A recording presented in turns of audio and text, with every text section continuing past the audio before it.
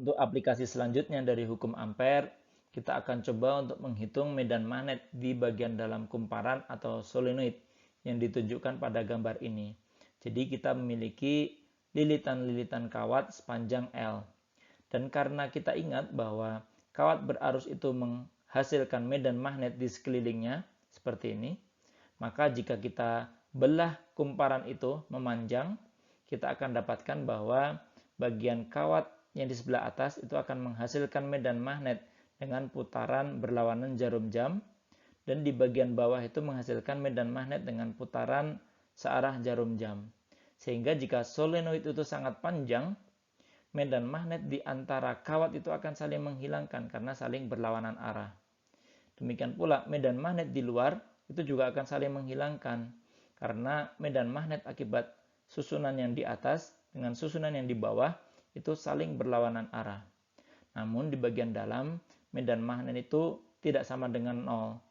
Dan inilah yang akan coba untuk kita tentukan menggunakan hukum Ampere ini. Karena lintasan yang sangat panjang, maka besar medan magnet B itu konstan di sepanjang sumbu Y. Sehingga kita bisa pilih loop C berbentuk persegi dengan panjang H, seperti ditunjukkan pada gambar ini. Sehingga integral lintasan medan magnet, yakni integral tertutup B.ds, itu adalah integral B.ds pada segmen PQ, ditambah dengan integral B.ds pada segmen QR, lalu pada segmen RS, dan pada segmen SP. Namun kita ingat bahwa pada segmen QR dan SP itu 0 karena medan magnet di antara kawat itu 0.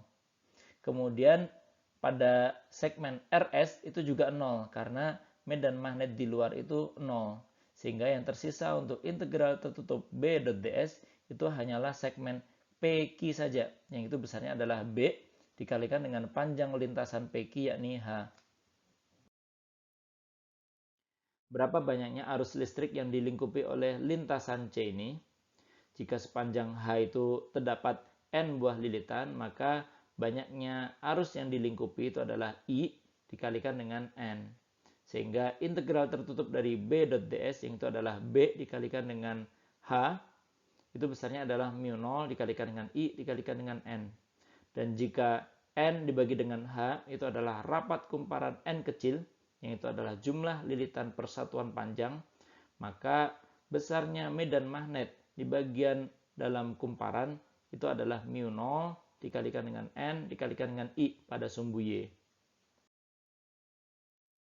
Untuk aplikasi selanjutnya dari hukum Ampere, kita bisa coba untuk menghitung medan magnet di dalam toroida.